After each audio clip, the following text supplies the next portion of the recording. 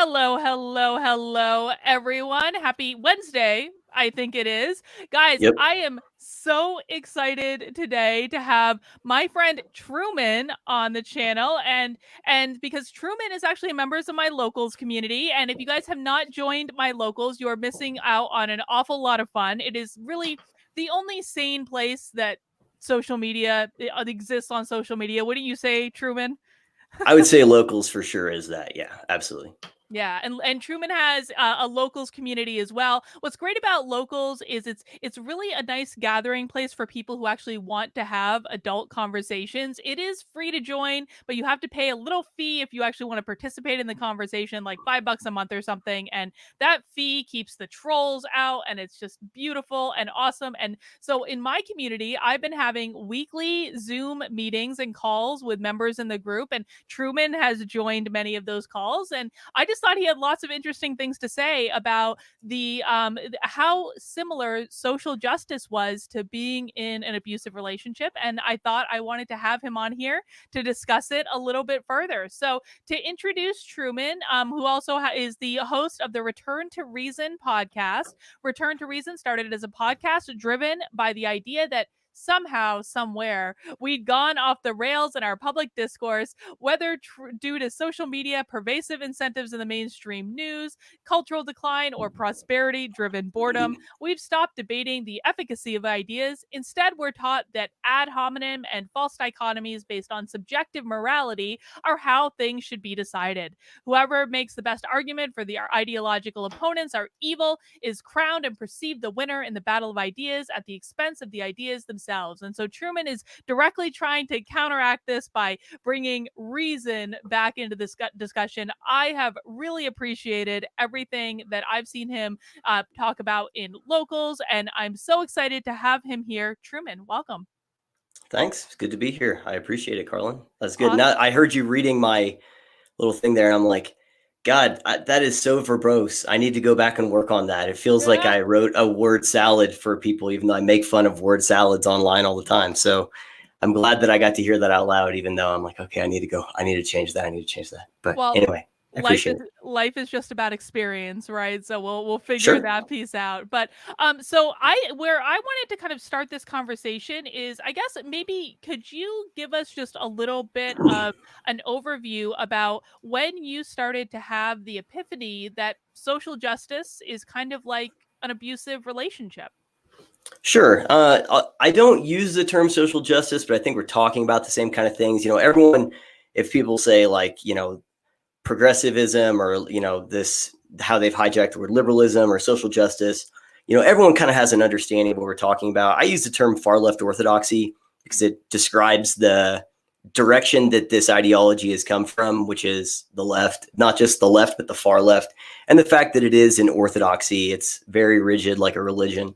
But when I first started noticing this, so I had a few experiences with people that were good friends of mine that seemed really blinded to the way in which they might have observed an interaction between some other people and me, or other parties generally, and people who are otherwise very principled, very good, decent, compassionate people seem kind of blinded to some of this really inflammatory and really incendiary rhetoric that is used to kind of make some of these arguments. And so I was noticing that this was, I don't know, maybe 4 or 5 months ago, something like that. Time has lost all meaning in 2020, so I I don't know, even for know. real. It could have been yesterday. But so that was happening. And then I was also, this was kind of, as we're just starting to get into some of these riots and protests and stuff after George Floyd. And I'm just seeing that there are two sides that are just not seeming like they can have a conversation, like any type of disagreement or just any modicum of respect or productive conversation. And so I started doing a series. I was writing and putting some stuff on Medium, and I made a video about it as well, of just like some principles of healthy relationships and healthy conversations.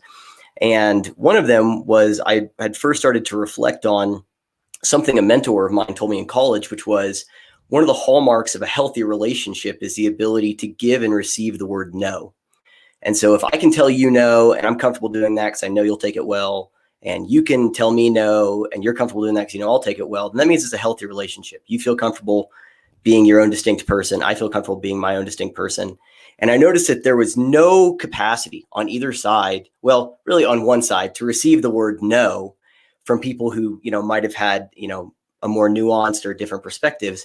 And so that got me thinking about unhealthy relationships. So I was looking at this through the lens of healthy relationships. And what do you do? What does it look like to be in a healthy relationship, have healthy conflict? And, that coupled with these other experiences, I started looking into unhealthy relationships and abusive relationships. And it's one of those things that the more I read up on it, and especially the more I listened to like survivor stories of people who had been in these relationships and then gotten out of them, and the way they described kind of that general atmosphere of abuse, I'm like, this is it. This is what we're all experiencing. This makes so much sense. So that's kind of how that started. I would say, however long ago, a couple months, a couple years, I don't know. It's hard to say at this Yeah. point. And I have to say, when you brought up this concept, I think in one of our locals community chats, it really resonated with me. I had been thinking about, whether we call it social justice or far left orthodoxy or, critical race theory or what have you. I think they're pretty much all defining the same thing. Um, Yep. I had been thinking about when I left the left, it felt like leaving a cult. Like I was Mhm. sucked into something where, like I watched all of my friends' brains get taken over and them slowly turn into pod people. But when you brought up the idea of an abusive relationship, and I do very literally mean pod people, um, Yep. but when you brought up that idea, I was like, that actually resonates for me on a much deeper level in terms of the impact that this ideology has on people in making them feel like, frankly, they deserve to be in this position, and they're Mhm. constantly taking this abuse from these communities that they've put themselves in these relationships with. And hopefully, even the point where you have to kind of gather a lot of courage in order to Yep. leave it. and Yep. and then there's a mourning process after you leave it. And so I thought that was a really good way to define it. Now, we talked about kind of like the first kind of warning signs that that this might be similar to an abusive relationship, in terms of that feeling of just walking on eggshells all the Yep. time and kind of constantly experiencing anxiety. Tell me a little bit about that. Well, first, what I'll say to the thing you just mentioned about the cult stuff, I think that cult is also accurate. So cults they also have a lot of the same traits of abuse towards their members, right? Especially people that are thinking about leaving, having some doubts, those kinds of things. And so I don't want people to get the impression that I don't think cult is also an accurate term. I think there's lots of things that are accurate terms for describing this. And the abusive relationship part was something that I was thinking about it of how do people who are outside of so people that are inside of this thing do experience that. I just don't think they're always necessarily aware of it. And that's where you get some of the more of the cult type stuff. But when those people who are, so you say they have this one, so you think about like a Venn diagram. This is my far left or flow, group adherence, where I'm getting all of this propaganda and all this, like you said, brainwashing into pod people. Pod save America, right? And so when they're in that milieu and they're adopting all of these, traits and all of the, just the subculture of this thing.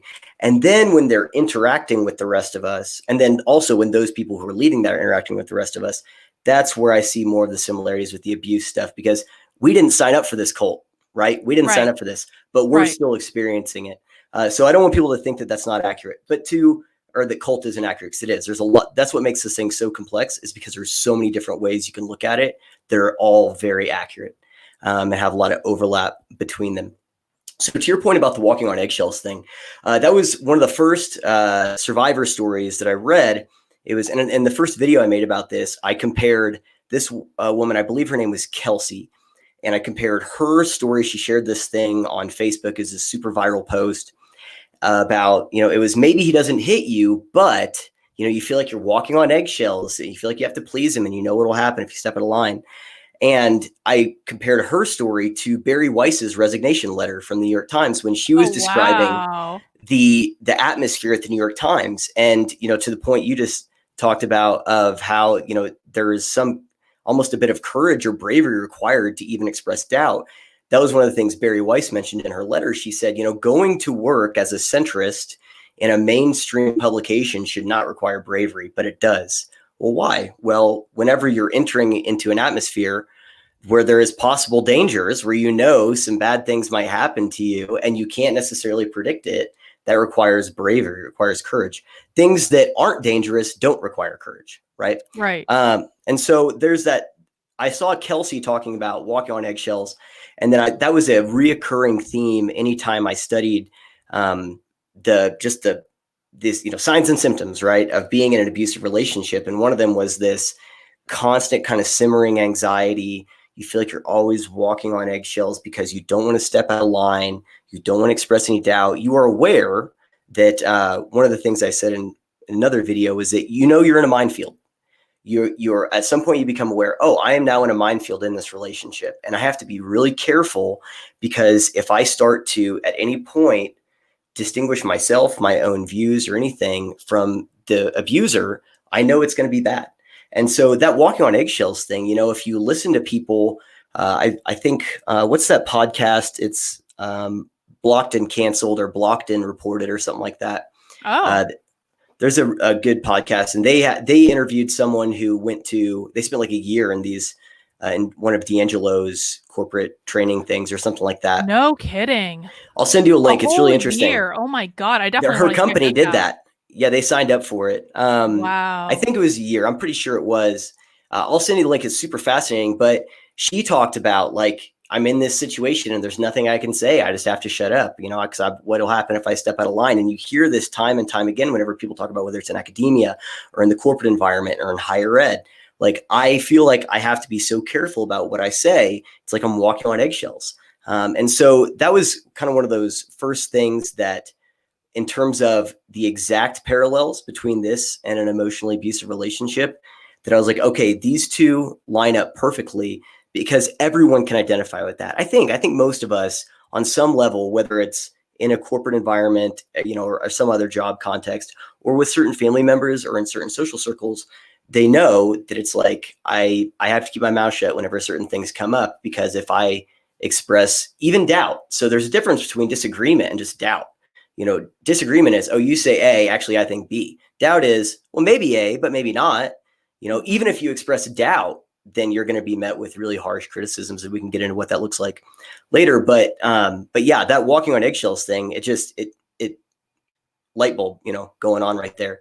Yeah, and honestly, that sounds a lot like workplace bullying targets, because when someone's a target of workplace bullying, they don't always, in fact, they rarely identify it as workplace bullying until it's gotten to be really, really, really severe. There have to be a lot of instances of it before someone finally says, "Oh, I'm the target of workplace bullying," and then they have to deal with that situation. But it gets to a really extreme point. Oftentimes, it just starts off with stupid things like, maybe someone steals your office chair, or they don't invite you to a meeting, or they speak to you too harshly in a meeting in front of other people, but then come back to you later and try to apologize, until the person just doesn't even know how to react to the person doing the bullying, because they Yep. feel like, exactly like you put it, it's a perfect phrase. They're walking on eggshells all the time, and they don't know what's going to set these people off. I mean, it also frankly reminds me of what happened with my former friend group, which is like, piece by piece, they started trying to correct my language to make it adhere to the pod person vernacular, until Yep. one day, here's what happened. There was a Facebook Messenger intervention in which I was told that I was just using a little too much gendered language, and that I really needed to stop using gendered language if I wanted to continue to be a part of this group of people. That, I mean, I was such close friends with this group of people, Truman. I literally have a tattoo for this group of Oh, people wow. that at some point will be covered up, because it was a very long-standing friendship. I mean, it's not like it's a cool tattoo anyway, but it's like that's how close these people were. And then it was like, gendered language, you need to stop or we're gonna kick you out of the group. And I was like, all right. Wow. So yeah, I mean, I think that that's great. Now, so let me see. I'm looking at my list of notes. So next, so what you've done when you identify this as, walking on eggshells or anxiety, and we talked about this the other day, is you're trying to give a name to it, to describe something that people Yep. innately know that they're experiencing, but a lot of people can't kind of put a point on it. Why is that important, do you think? Well, again, sorry, I want to touch on what you just said because it's actually really important as Okay. well. Is that, and we'll get into it when we talk about unwitting versus, knowing functional abusers. But every culture and subculture uh, has their own set of values and standards and things like that are upheld through various rewards and penalties. So what you experienced there, right, was they told you, hey, here's the standard as informed by our values. And if you don't meet this standard that's informed by our values, there will be a penalty. You don't get to Yeah. be a part of this anymore. And so that's one of the ways they keep people in line, especially people who that's their whole social group. And that's another where you'll get into the cult like thing for someone who's in it. Is it's you're a total pariah. You've already isolated yourself from everyone else. So it's like, well, what do? I have to just go along because I burned all these bridges. Well, you know what's funny about that, and let's just go down this road for a second because I think it's interesting. Is essentially when they had that little Facebook intervention, I essentially told them to go screw. That I wasn't going like my first point was like, you're doing this over Facebook Messenger. You want to at least try to jump on a Zoom call and actually do it to my face. Or are you this much of a coward? And I basically You made know, it clear. I text was message breakup. no, you don't test message breakup with a group like I mean a group of like half a dozen women against me. But the other thing was after I told them to go screw, like there were mixed emotions about it. At first I was really sad because these are people that I do legitimately care about. I actually still very much care about them. I'm sure they don't believe that, but I know that they're doing this because they want to be decent human beings or they think that's what's required. So there was this sadness at the fact that this relationship was obviously breaking up, but there was also such a profound sense of relief.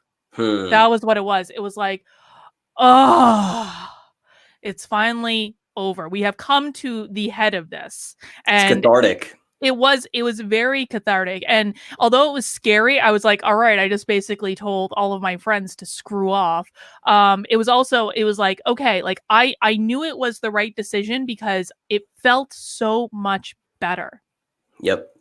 Yeah, that emotional weight, because it does take a toll on people emotionally being in these environments. I mean, that's why so many of the resources on emotional abuse come from mental health resources, because it takes such a toll on your psyche. It takes a toll on your energy. It takes a toll eventually on you physically, just the fatigue. I mean, stress is tangibly related to your physical health. And Oh, so, yes. like, not being in that, of course, is going to come with some relief. And so, thinking about your question and just the catharsis and the relief, giving it a name is so big. I remember there was a family member who had this health issue that they were never able to figure out what it was for a long time. And it was persistent and they knew it was real, right? And everyone around them was like, I believe you.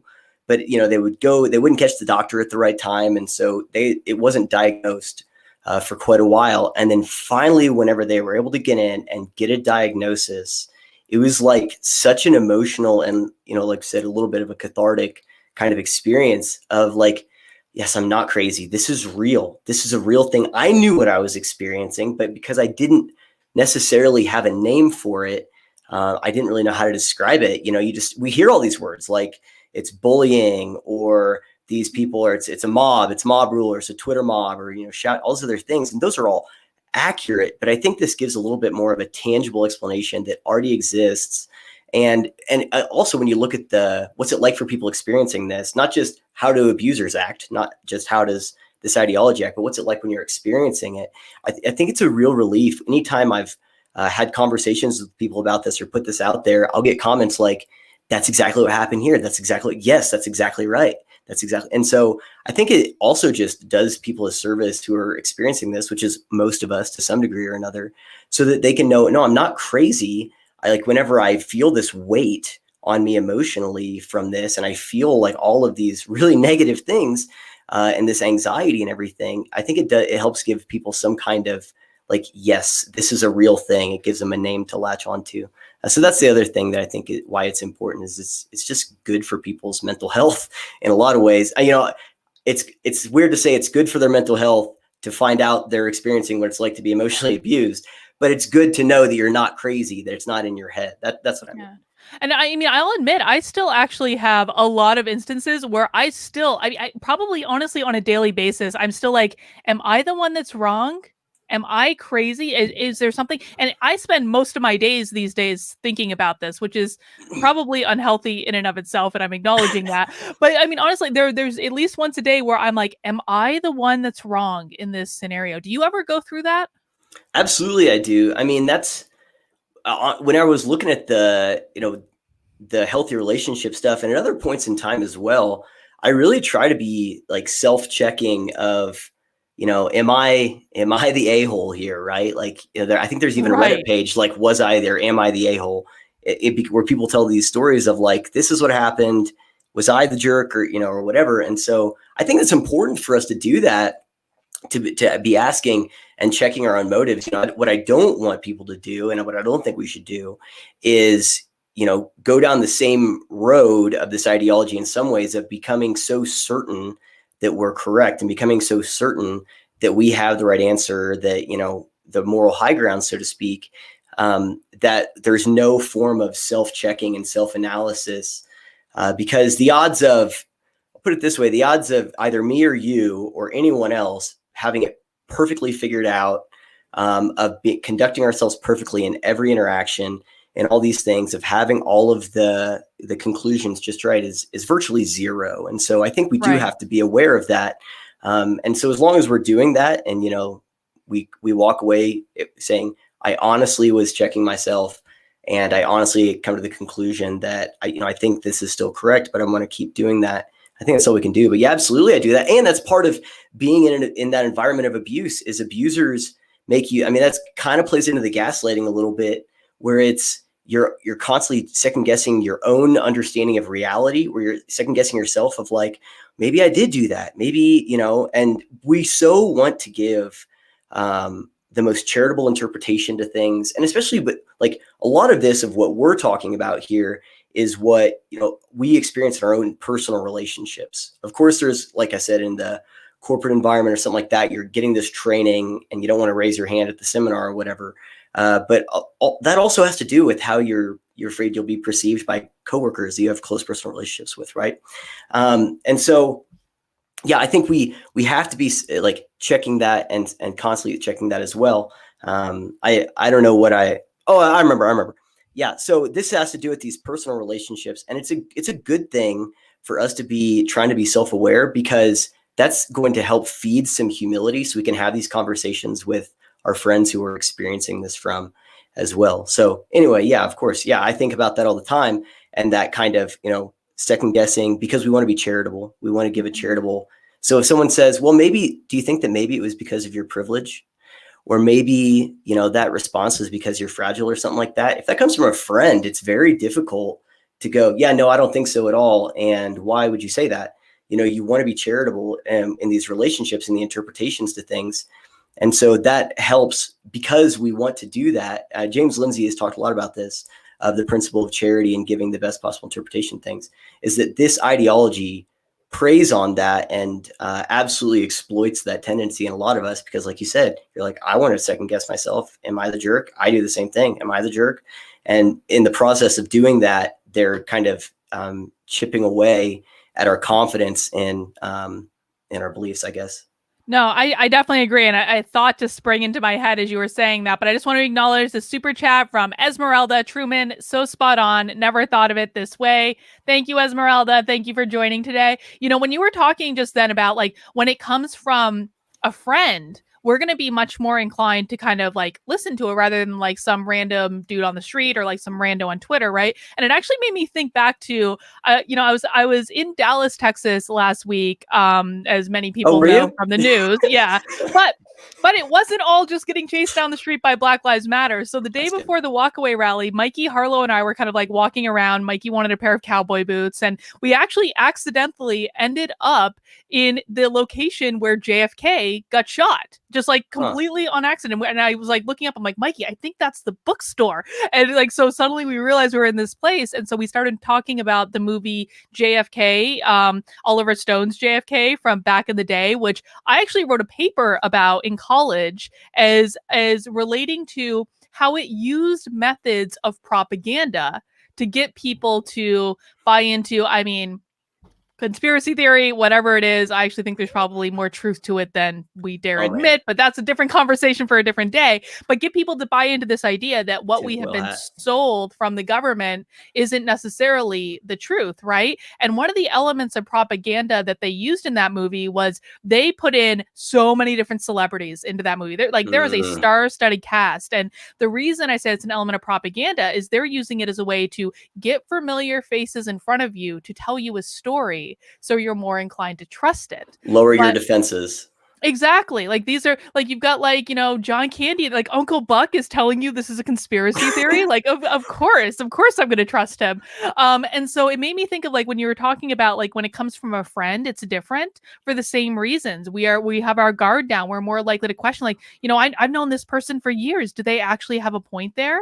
And I don't think it's intentional on the part of our friends, but it's a really insidious thing, isn't it? Absolutely it is. Yeah, it is incredibly insidious.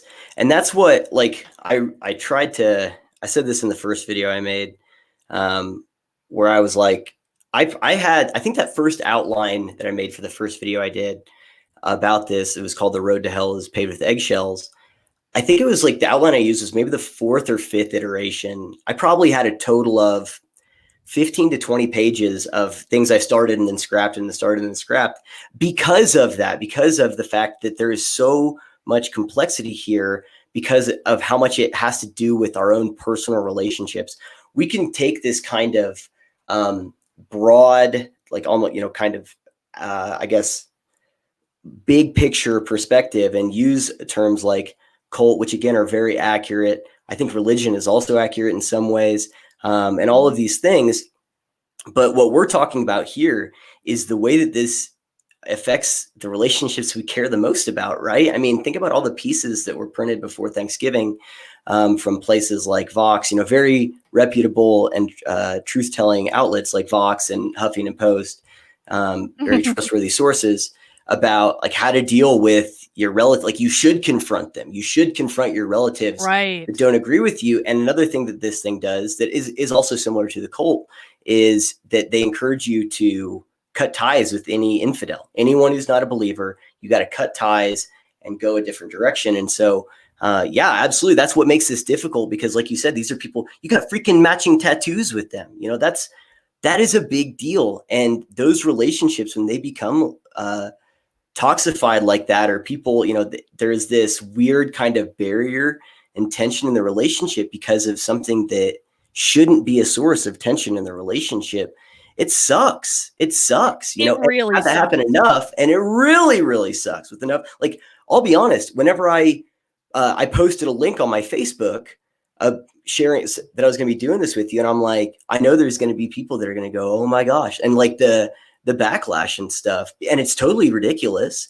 But that's a legitimate fear, and that's one of the ways in which this thing is so successful, and whether as a cult or as an abuser, is that it makes people afraid to even be perceived as speaking out against it or having doubt about it.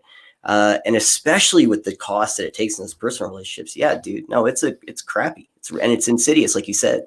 Well, and that also reminds me of another thing that happened when I was kind of like breaking up with my friends group, which is it was like, oh gosh, I just had it. The thought flew out of my head. Okay, here's what we're gonna do. I had the thought, it went away. It's gonna come back, I know, because it already came back twice. But in the meantime, we're gonna answer this question from Eric, who is in my locals. I think he might actually be in your locals as well.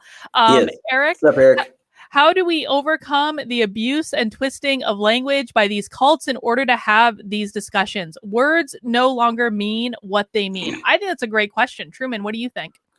So what I would say is words can be twisted. So a metaphor that I gave in a way earlier video was I talked about how we don't let people who are completely ridiculous dictate the terms of reality to us. So the example I used is that a teacher in a classroom, let's say you're a third grade teacher and a kid raises their hand and they say, teacher, did you know that if your pencil is sitting on your desk in such a way and it's pointing at someone, that means that you have a crush on them?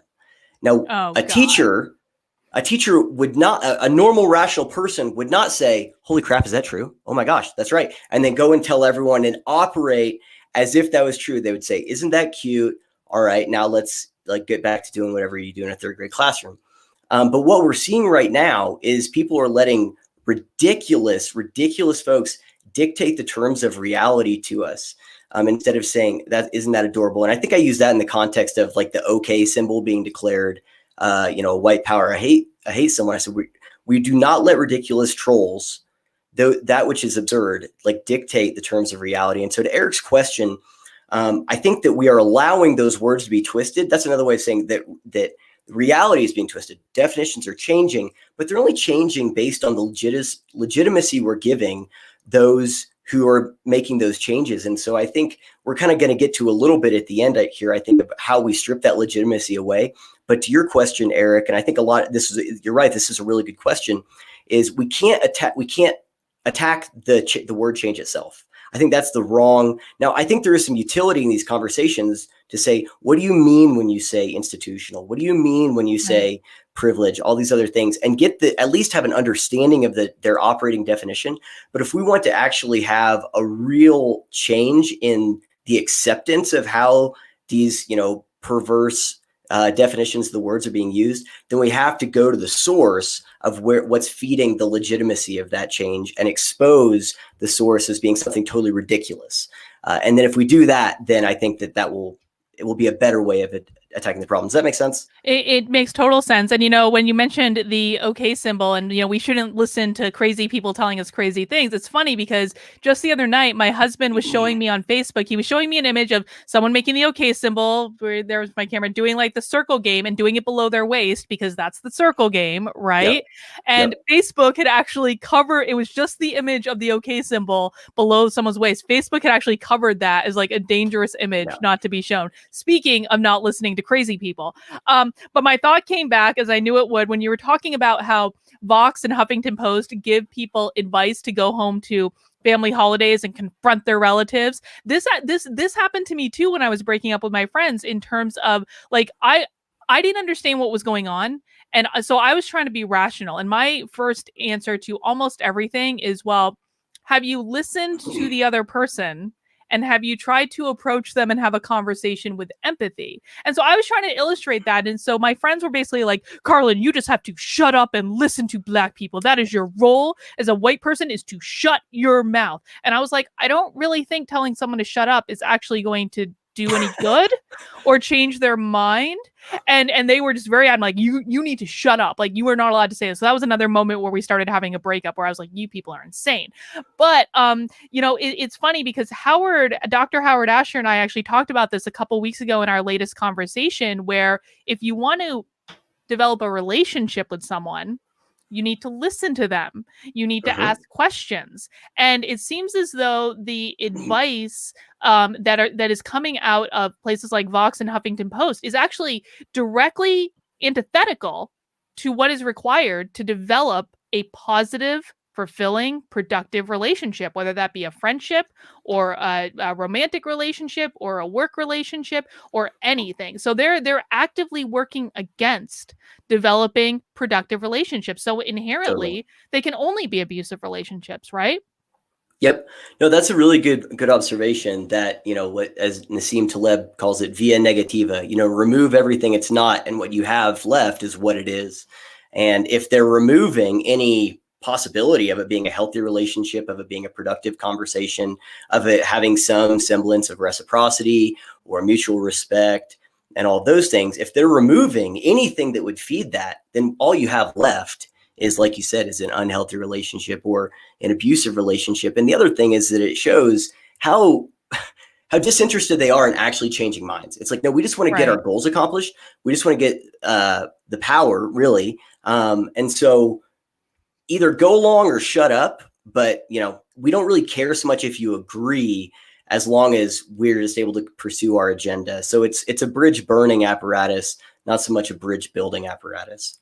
Absolutely. Now, engineering politics has a great question, and this actually overlaps with a question I got earlier. I actually got a question. Let me just pull it up from someone when I was, letting people know we were going to do this chat today. And Benny asked, he asked, "Is it worthwhile to date or marry someone who's deeply indoctrinated into this?" And engineering politics, I think this is a really complimentary question to it. Many abusive relationships end in a split, but is that what we want here? Is there counseling for this? I mean, my general thought on this, and Truman, I definitely want to get your thought as well, is that people have to want to change. People have to Yeah. want a relationship to work.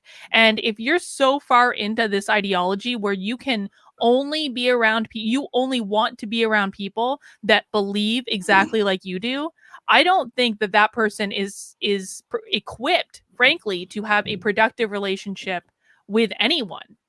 What do you think? Well, so two things there. Those are good questions. I will say that the counseling aspect, I think we'll get to that more at the end. Yes. But to Kevin's question, well, I'll answer both. The person who asked, what was her name? Asked if you should marry or date someone. Benny on YouTube asked that. Benny. Okay, Mhm. so sorry, Benny. I assume I You don't want to misgendered misgender him. you. It's okay. Yeah. Okay. So the Z's are, I don't, anyway. Benny, so that's a great question. What I would say is that if you want to have a long-term relationship with someone, you have to have mutual values. I think so much of it is based on mutual values and life goals and trajectories. And so if this is a person who's already into this, I don't know. First off, I would say I don't know what you are attracted to in the first place in them, but that's just my own personal maybe they're just super cute or something. But if they're already into this and you're considering that, then I would probably not do it if it was me personally. Now, if you were already in a relationship with them and you start to see this kind of stuff happen, then yeah, there are some interventions you can do to Kevin's question also to hopefully try and bring them back to a place of sanity and remove some of these indoctrinating lenses from their perspectives of reality. But I wouldn't enter a relationship. Just like, I mean, this isn't the only context I wouldn't do that, right? So I wouldn't enter a relationship with someone who had a myriad of incompatible ideologies and beliefs Right. than I have, right? So it's not just like this one thing. I don't want it to sound like that. I'm saying anything that is really fundamentally different than your values, it'll inform how you live, how you vote, and how you raise your kids, I think also is probably the biggest one. Anything that is going to lead to really big, unstoppable force and movable object kind of conflicts, then I would stay away from anyone that had those. I probably wouldn't get in a relationship with someone that was a flat earther, for example. I'd be like, nope, no, I think I'm good on that. So there's lots of things that I wouldn't do. That's one of them. But the last thing I'll say about Kevin's question of like, are we heading for a split? This sounds like a trajectory question. One of the things that I've tried to track and talk about a lot in my content is trajectories of our social fabric of our society generally. And I have this thing called the Watchman principle, and I'm not going to get into it too much, but basically it's a way of trying to figure out, are we at the point of like no return, where the only thing that would unite the two sides of this relationship is a massively destabilizing event where you have to collaborate in person, or a massive show of force. And that, again, you can look that up on my stuff. I don't want to get into that right now. But what I will say is that we don't have to. So let me put it this way. If I was thinking I want to hit the West Coast, from where I'm at right now, I don't necessarily have to know where I am as long as I am confident I'm heading west. So I don't have to know if I'm in Nebraska or Nevada per se, as long as I am confident that if I keep going the way I'm going, I know with all certainty what I will end up running into. And so what I would say about, where we're heading and where we are, I don't know if we're in Nebraska, Nevada, or approaching the Bay Area, but I would say it's quite obvious that the general trajectory of our social fabric, of our cohesion, of our ability to have conversations with people we disagree with, tells me that our trajectory is absolutely heading towards some kind of It's heading split. towards Now, Portland. it's heading towards Portland. Right, that's right. All roads lead to Portland. Speaking of hell. Mhm. So Anyway, but yeah, so I would say I don't know where we are, but I don't think anyone looks at the trends of how we talk to each other, how we treat each other, how we deal with discordant information, the tribalism, the polarization, not to mention our garbage gatekeepers in the media. That I don't think anyone would have any doubt that our trajectory as we're heading towards, what I would say is I call it's when the plot finds you, when there's something that will happen here. Have you ever seen the movie Stranger Than Fiction? I think I have. Yeah. Oh man. Okay, you got to watch it. It's an amazing movie with Mhm. Will Ferrell. So he's this guy who realizes that he's in a book. He starts hearing this voice. He's a normal average accountant dude, pretty boring Right, right, guy. right, right, right. Yep. And he finds out he's a character in a book, and he goes to get help from Dustin Hoffman, who I think is like a literature professor. And Dustin Hoffman tells him, you need to go home and just sit on the couch and do nothing, and then you'll figure out if you're driving the story or something else is driving the story. In other words, if you're the one driving the story and you sit there and nothing happens, then you're driving the plot. But if something forces you to make a move, that's the plot will find you, and that shows you that you are not in control of what's happening here. And so I put that as, and what ends up happening is he's sitting on his couch and a wrecking ball comes through his wall, and they're demolishing the wrong building. And so it forces him to take action. And so I would say we are heading towards a point where the plot will find us, where there is something that will happen that's going to force a response from us. And I'm not talking about violence or anything necessarily. I'm just saying it's going to force us to confront where we are as a society in terms of our cohesion and how we treat each other. I think the plot will find us very soon. Oh, yeah. And it's not going to be good. It's probably going to find us on November 4th is when when it's going to find us. The other thing about would you marry someone that had these tendencies? I mean, I think what anyone who's not married should probably understand is that marriage after like a minute is really boring.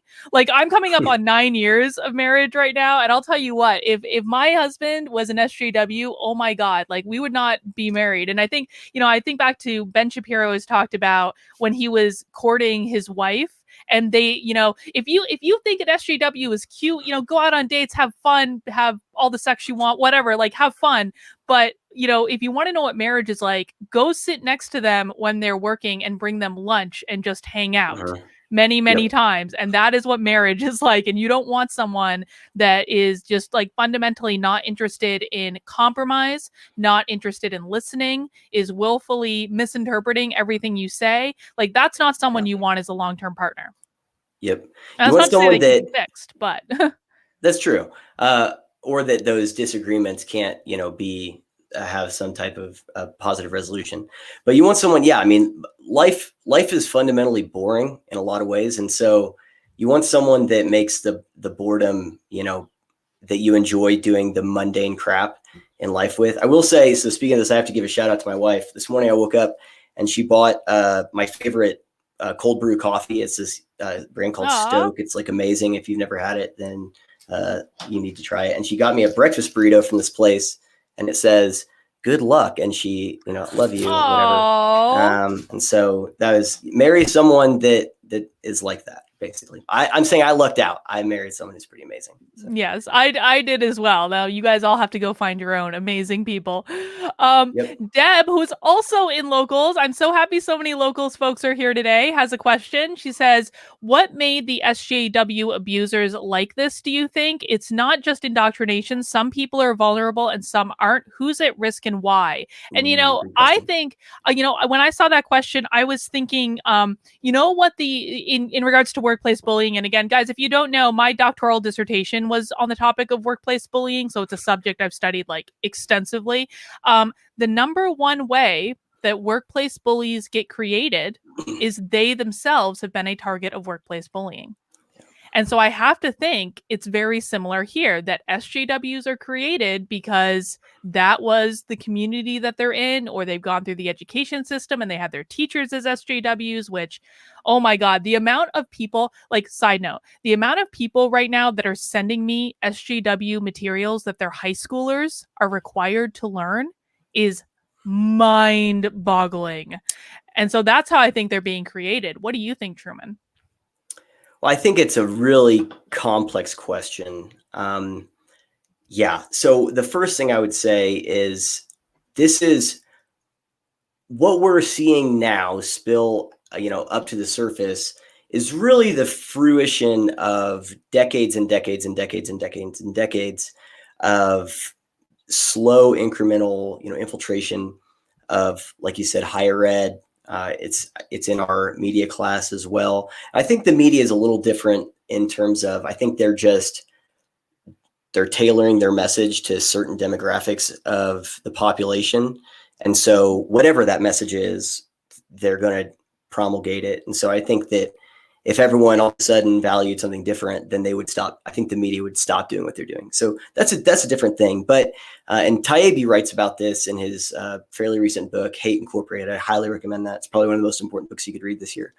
But in terms of how do people do this, what you said, were often bullied themselves. There's that saying, hurt people, right?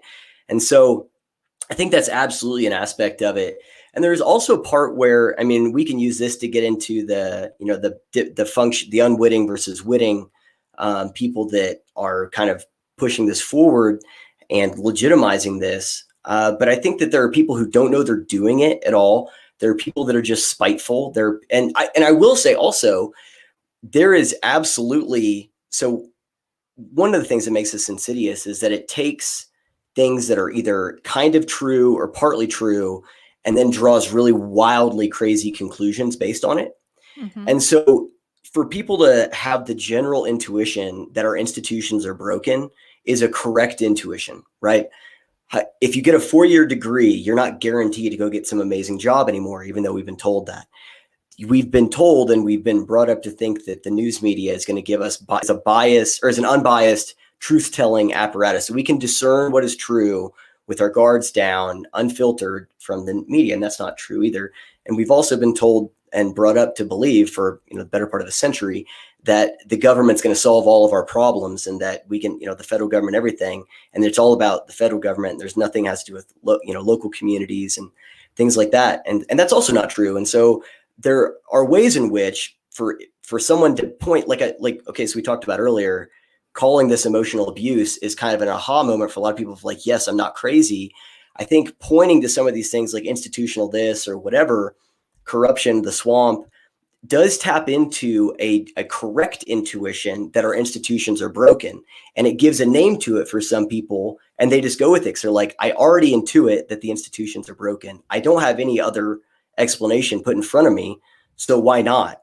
And so I think that's another way in which this thing is successful. So I think there's a lot of different possibilities. Like it's kind of like, there are many roads that can lead to one location. I think there are many roads that can lead to someone buying into this, a search for meaning, white guilt, whatever, being just brought up in a milieu where it's legitimized generally, maybe through your parents or something like that. So or just social groups, right? Like it's like my friends started doing it, so I started doing it too because these are my friends, and why not? And I trust their judgment, and so yeah, let's do it. So yeah, I think there's a lot of different ways, and that's what makes it so difficult to combat. Definitely. Well, let's move on into the topic that you kind of already transitioned to in this question, which is the topic of witting and unwitting accomplices in the course of this. Now, I am of the mind that most people who are sucked into this ideology are doing it for fundamentally good reasons. They believe that this is what good people do, and they are doing their very best to try to be a good person because they have been convinced that if they do not do this, then they are a racist, and that is basically the worst thing that anyone can be called.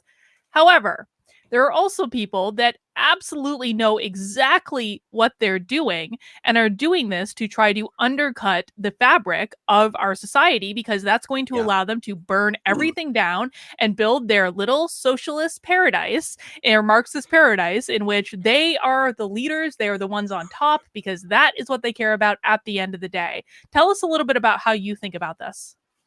So the other thing that makes it so complicated is that there are people who, like you said, and like we've been talking about, that they might be predisposed to some of these ideas. And so they start to absorb them and you buy in a little bit, you buy in a little bit more. And it's kind of like, that does make sense. That does make sense. That does make sense. And actually, this is again, where you get into some of those parallels with a cult where they'll take some kind of fundamental, like, man, do you feel some kind of void in your life or, some kind of thing.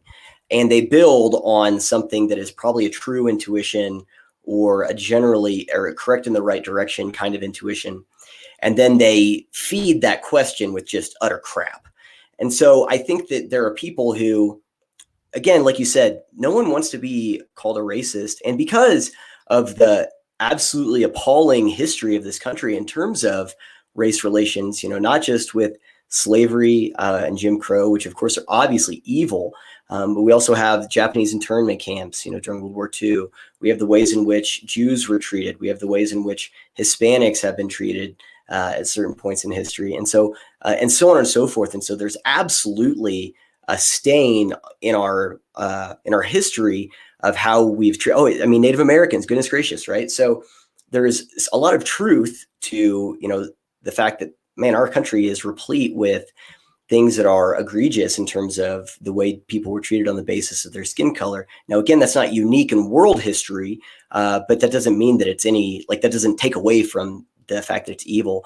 But because of that history, I think people are very predisposed and very sensitive to the idea of doing anything that promulgates racism, because they're like, no, we don't want to go back to that. That was really bad, and I thought we were past it, and we don't want to do that again. Absolutely not. And if there's any piece of that that's left, then no, we don't want to do that. And so I think that there is a part of our national consciousness that does feel a sense of guilt as a result of that is actually fairly accurate. I'm not talking about on an individual level. I'm not saying like my ancestors or your ancestors or whatever. Oh, this person's, I'm saying, like, that's what I'm talking about. I'm just saying, right. if we just look at the base facts of stuff with race in this country, when was Loving decided? I think Loving was decided is like the late 60s or maybe the I early think 70s. You're right. Yeah, somewhere around there. And so for those that don't know, Loving was a case that made it where interracial marriage was legal. And so I think it was probably somewhere around 50 years ago. That's not that long ago. And so, like, we do have, all that to say, we do have a acute awareness and sensitivity to anything that seems like it might be part of this stuff that we thought we'd left behind. And that's a good thing. We should be sensitive to those kinds of things. And Haidt talks about this in the Coddling the American Mind. Well, Haidt and Lukianoff, where he talks about microaggressions and stuff. And he's like, we don't want to dismiss the idea that we can say things that are insensitive. We just need to be better about handling these things that we might say that are insensitive in terms of how we talk to each other and how we bring it up to each other. But of course that happens. People screw up, all the time.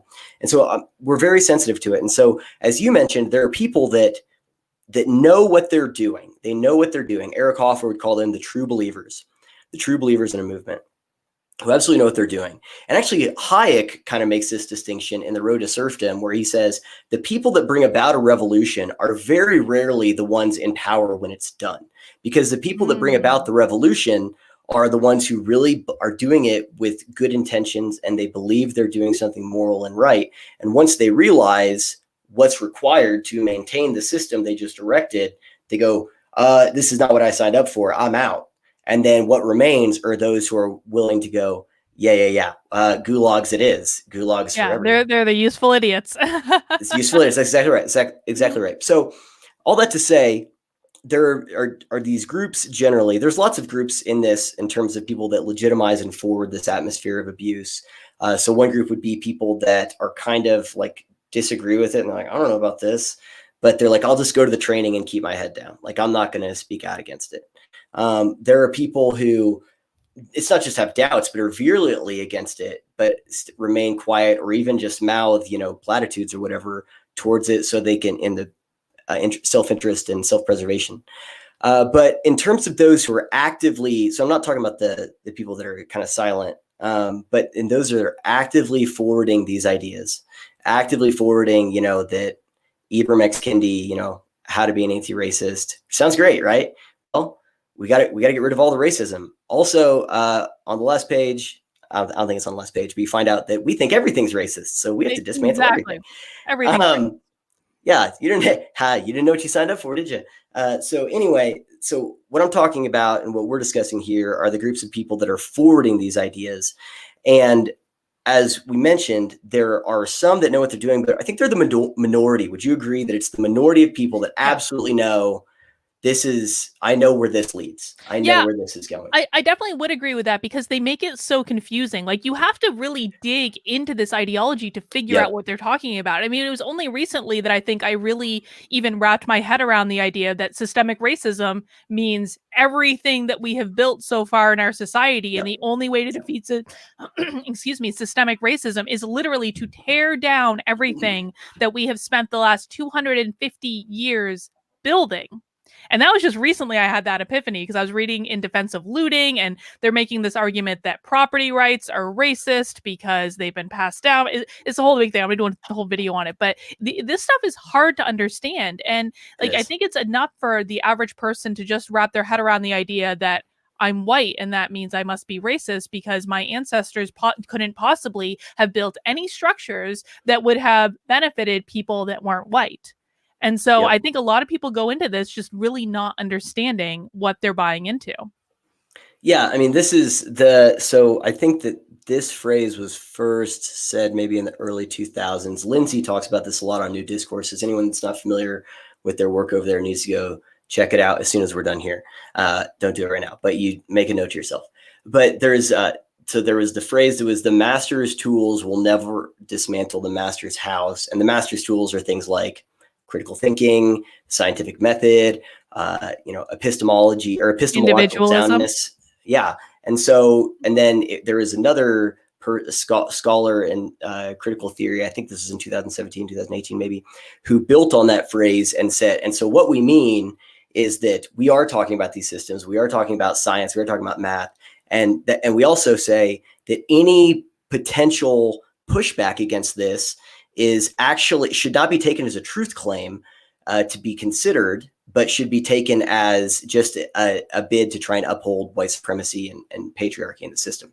And so all that to say, yes, they do mean the entire system. And so those that are aware of it, that they're talking about dismantling the whole system, capitalism, all this other stuff, they're in the minority. But so we want to talk about just here for a second on the functional abusers that don't know that they're doing it. Yes. That don't know that they're doing it. And so the way I think about it is again, if you are part of a culture or a subculture, you will start to adopt the lingo, the rhetoric, the values, and so on of that culture or subculture. The last video I did on this, I broke down this really classic documentary from maybe a decade or so ago called Mean Girls, and where I looked at the classic documentary Mean Girls. It's a classic documentary, defined a generation. And actually, it's a really funny movie. I miss Tim Meadows. Tim Meadows is great in that movie. That dude's hilarious. Okay, anyway, but I track the main character, Lindsay Lohan's transformation as she's with the plastics, or she's herself, and then she starts to hang out with this group, and she starts to become this, not on purpose, and then her friends notice it, but she doesn't notice it because she's adopting all the slang and the lingo. And then there's this kind of the climax is whenever she's confronted with the fact that she has actually turned into this. And so all that to say, there are people that are adopting this, that are adopting these ideas like white fragility and privilege and systemic this, and they start to forward these things as axioms. The way Douglas Murray puts it is he says, these are ideas that everyone agreed on until about 5 minutes ago. And now it's just these things are being treated like it's settled science, right? And which is absolutely not the case. But because we want to give the principle of charity, because we want to, assume, this is that Mott and Bailey thing. We want to assume, well, what you really must mean is this. I had this thought so I remember the first time I saw, this is, several months ago, but whenever they were chanting like defund the police during one of these protests, and my first interaction with that phrase, defund the police, was seeing it, covered in the protest. And I immediately had a list of people in my mind and news outlets that I'm like, they will take that obviously insane proposition and try to make it make sense and and they'll say, no, what they really mean is this. And like clockwork, within a matter of days, there were, people I respect, and there were these different outlets to say, no, here's what it would look like. So let's envision, here's what it would, to dismantle the police. What they really mean is this. And so because of our inclination to want to, apply that, like to not assume that they mean something insane, despite the fact that in the New York Times, you saw two different op-eds. One was what they really mean, and another one was, no, we really mean it when we say defund the police. It's like, okay, well, I guess we're going to ignore that one. But anyway, so you have people that want to apply that principle of charity, and then because they've already bought in a little bit to this.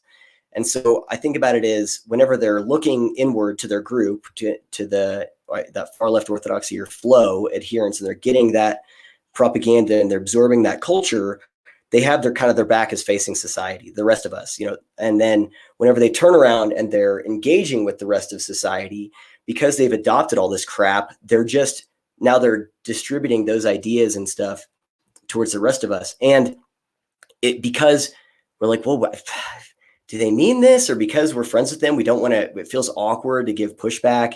You're worried about damaging the relationship and stuff. And so you just stay silent.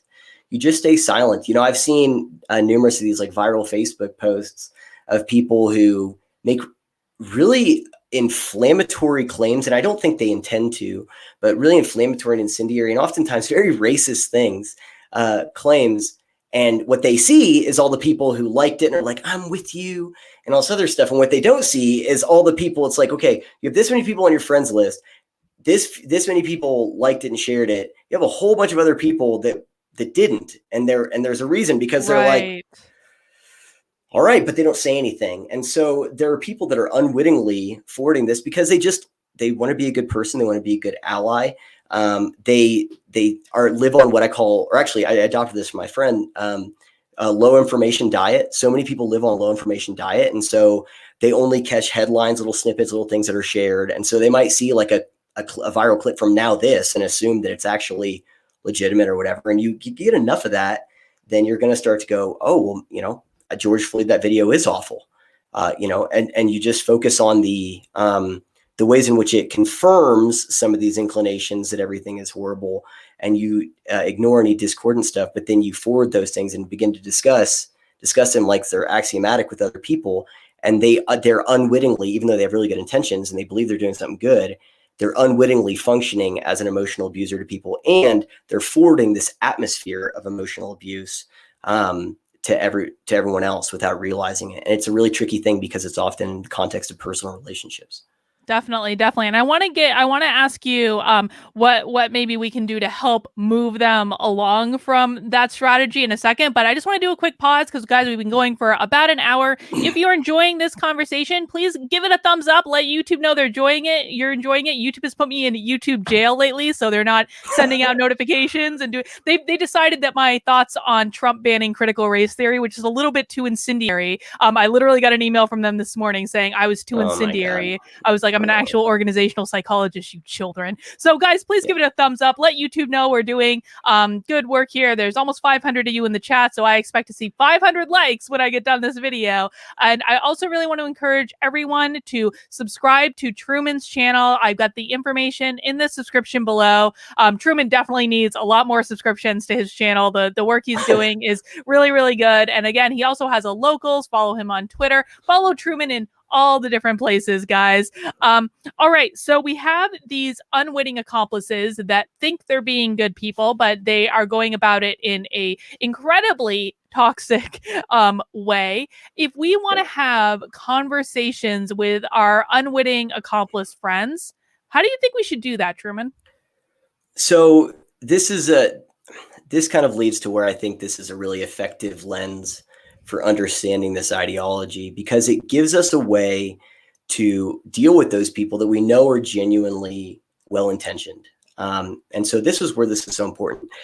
And so the way I put it is this, is that if you were to talk to a friend, if you're to, your friend who's very woke and forwarding a lot of this stuff, and you approach them and say, hey, look, I need your advice. Okay. I have a friend. I don't think you know them, but they're asking for some advice, and I want to get your thoughts on this.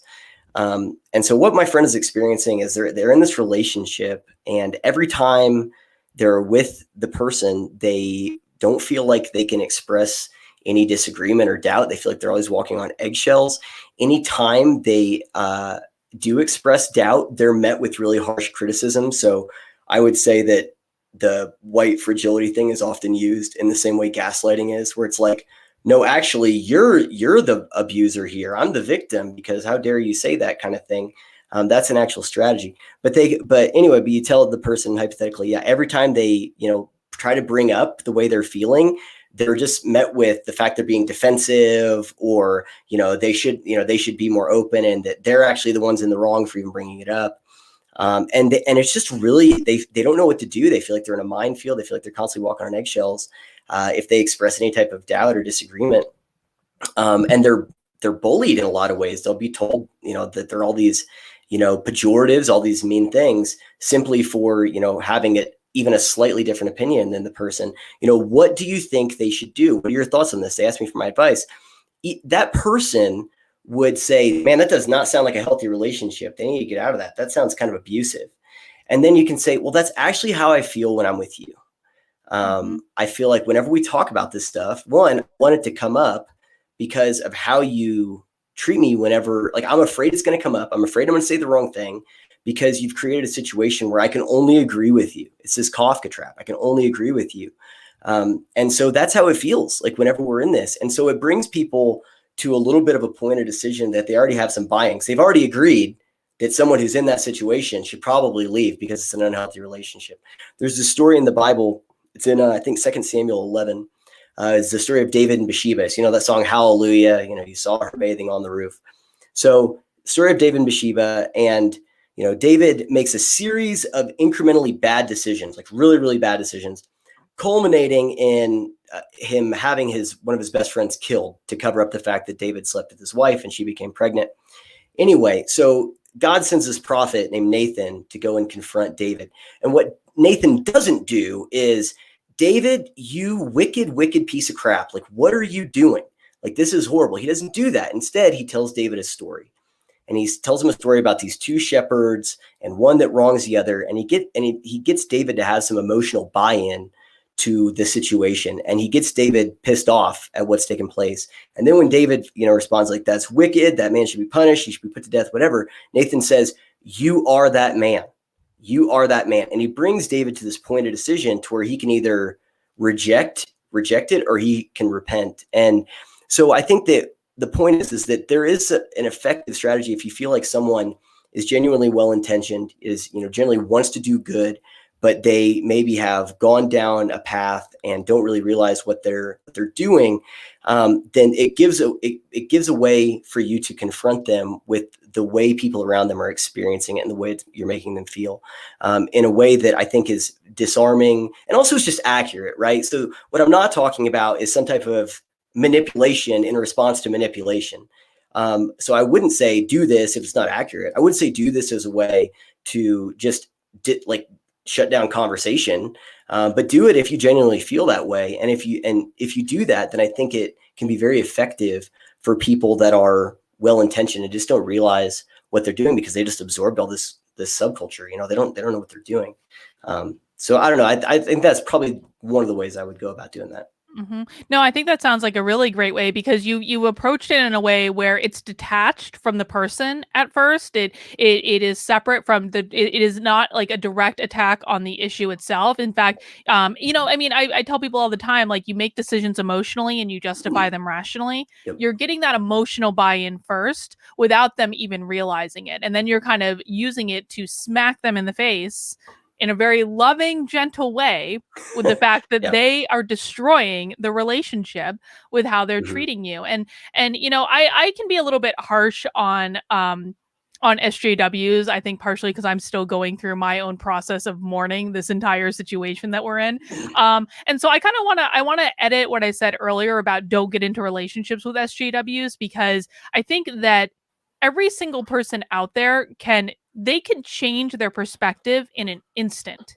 And we don't always know exactly what is going to do it, whether it's going to be they see protesters coming down their street in a suburban neighborhood at midnight and yelling and banging and acting a fool, and they go, I'm not okay with this. Or they have a friend that's chased down the street by Black Lives Matter, or maybe they see a conversation on YouTube, or they have a friend that lovingly says to them, you are destroying our relationship that we've had for however long with this approach. And people really can have that moment where they say, oh, Oh. And it might not change everything right away, but could at least be the start of it. Yeah, that's Lindsay calls that the woke breaking point. That for people Mhm. have this thing where they're like, I was with you, I was with you, I was with you, and then I'm like, okay, guys, this is too much. And because what we're talking about here is interpersonal relationships. I think that's where we have the most opportunity to combat this. Really, as I said, this thing has been decades and decades in the making of infiltrating institutions and so on and so forth. I mean, they really played the long game here. And so that we obviously do want to protect our institutions and fight for our institutions to try and get this crap out of it. But at the same time, it's going to be mostly effective if we're able to kind of grassroots a little bit and, on a one-to-one in those personal relationships to let people know kind of what they're doing. So yeah, absolutely. Do you want to kind of get to the moral part of it and how that feeds into it? Sure. Let's do it. Go for it. Yeah. So because again, this took a long time infiltrating institutions, and the other aspect of having these conversations is it strips this ideology of what I think personally, and I do want your feedback on this. What Mhm. I think personally is its number one source of legitimacy, number one source of power, the number one thing that it has that fuels it, and that is the perception of moral superiority. Because what it does is it makes it to where people who, even if they don't agree with the means, they believe that the ends are justified. And so they, like I told you the other day, there's that NPR, that freaking garbage heap. NPR did an interview with a guy in Minneapolis who his business was burned down, and he was a black guy, and he had the only black brewery, I think it was, in Minneapolis. And he was talking about how bad it was and how they looted it and everything and all this other stuff. And he says, but at the end of the day, it's worth it. What's a few buildings if we're trying to achieve equality or something like that? And so this is a man who is personal. I mean, this guy really does have the courage of his convictions. He's lost his business as a result of this. But he's saying it's worth it. The ends that we think we're moving towards justify the means that we're using to get there.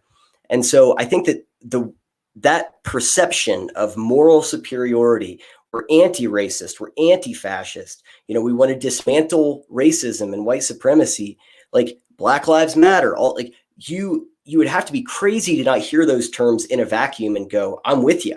I'm with you. Of course, those are worthy causes. In a vacuum, everyone agrees with these things. Everyone is on board with it, right? And so people, they have that perception of moral legitimacy behind this. I see this a lot in the Christian community as well. They have this perception that it's moving towards a morally justified end goal because they believe that the stated goals are the same as the actual end goal. And so they look at the means and go, well, I might not agree with that. I might not like that, but then we'll find ways to justify it. Well, you only find ways to justify bad behavior, which again is also part of being in an abusive Right. relationship, is you justify the bad behavior of the abuser because you talk about all the redeeming qualities. That's a moral framework. And so by helping people understand that the way this thing operates is it is abusive, it is cult-like when you're in it, go and express some doubt and see what happens, see how you're treated. Because of that rigidity inside of it, I think it strips away that veneer, that halo effect of it being some morally virtuous thing and puts it on a level playing field of just ideas. Because just like no one wants to be called a racist, no one wants to be called an abuser either. No one wants to be told, oh, it's like, oh, you're a racist. Okay, well, dude, that's not true. And also, you're acting like an abusive jerk right now. And so, cool. Now we're just name calling. Like, what are we doing now? Is that productive?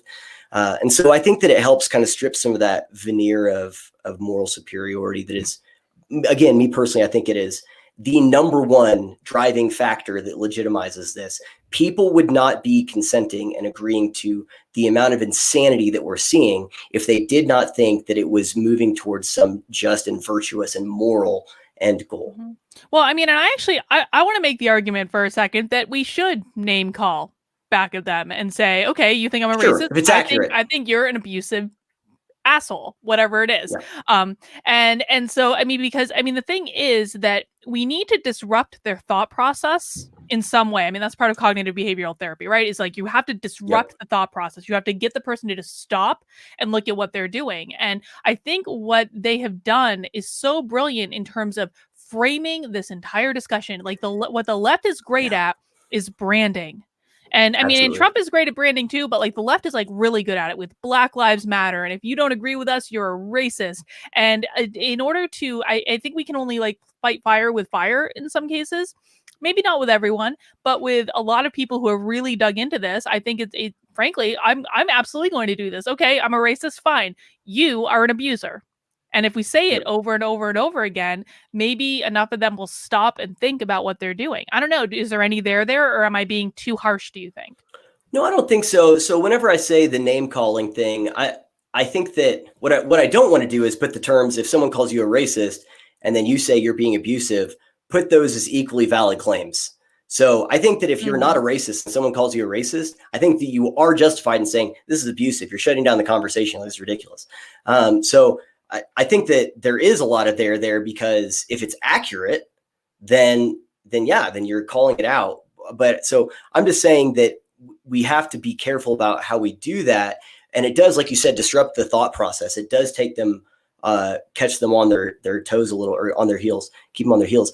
And, like you said, the idea and the branding of, a lot of this stuff, and even I think really the left generally, it's very sticky. Whenever I first started studying a lot of these ideas, this is a couple of years ago, I went through all these stages of development of looking at it, historically now, and communism and all this other stuff, and the morality aspect. And then one of those categories was I looked at it from a marketing standpoint and tried, because I was like, how are these ideas, how do they catch on? How are they spreading?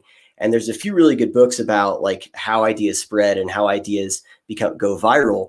And if you look at even just things like healthcare is a human right, that's 6 words, or Medicare for all, or no person is illegal.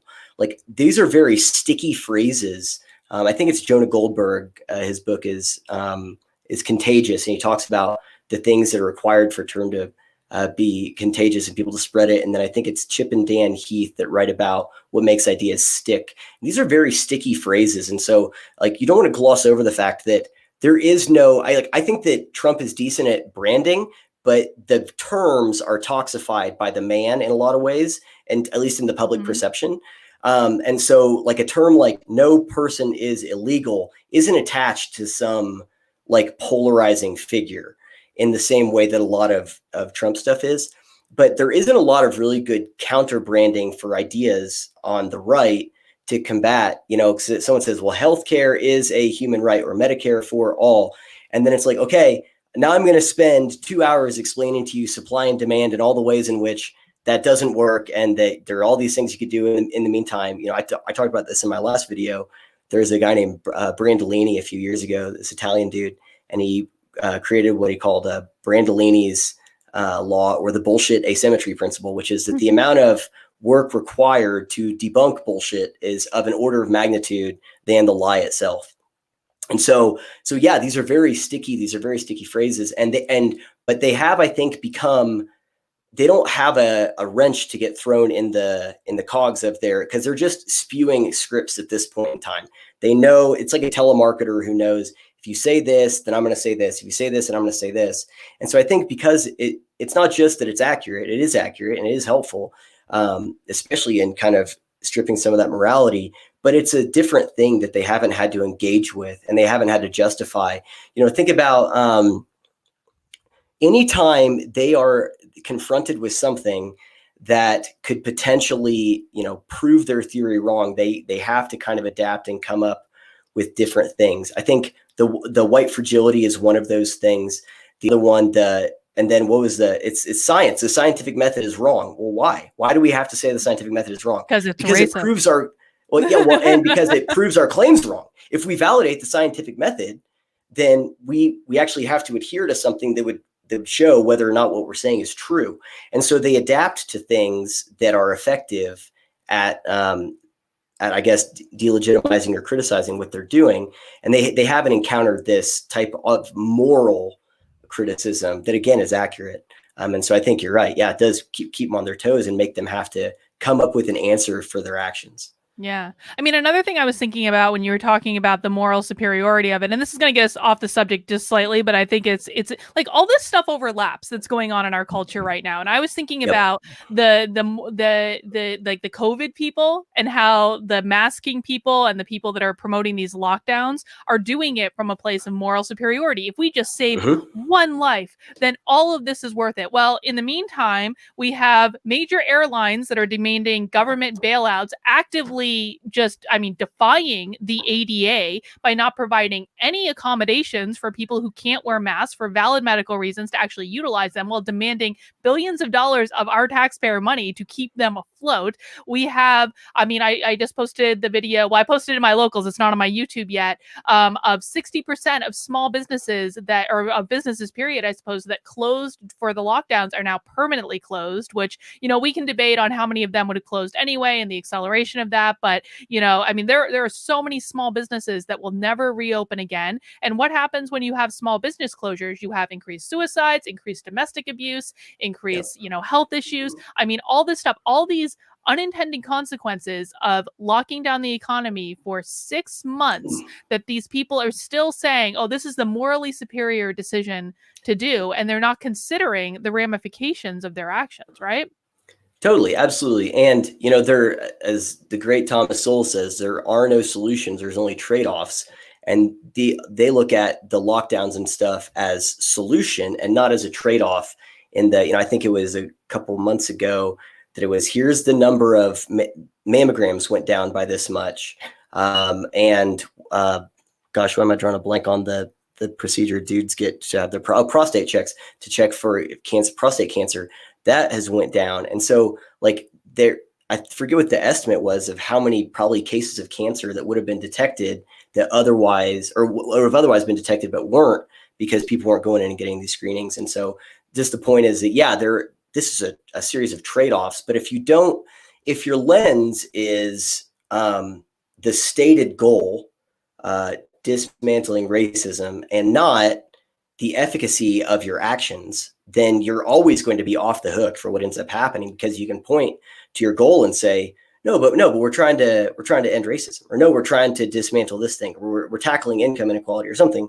And so you can always point to that instead of like, well, okay, how does your goal line up with what happened? Mm-hmm. But the conversation isn't about efficacy; it's about the stated goals. And what makes stated goals so powerful is the moral component of them.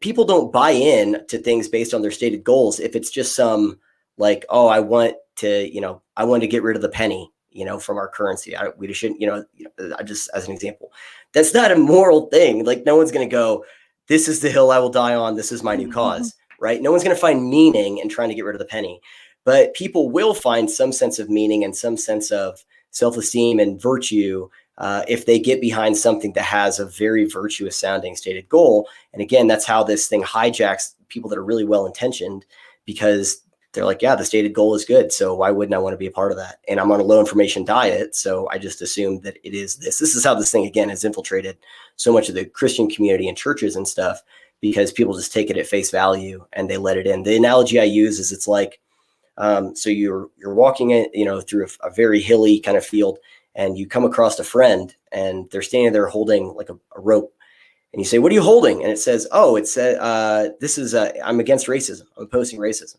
Aren't you against racism? Or aren't you, for justice? Or it says some really opaque term. Well, yeah, I guess I am. I mean, I trust you.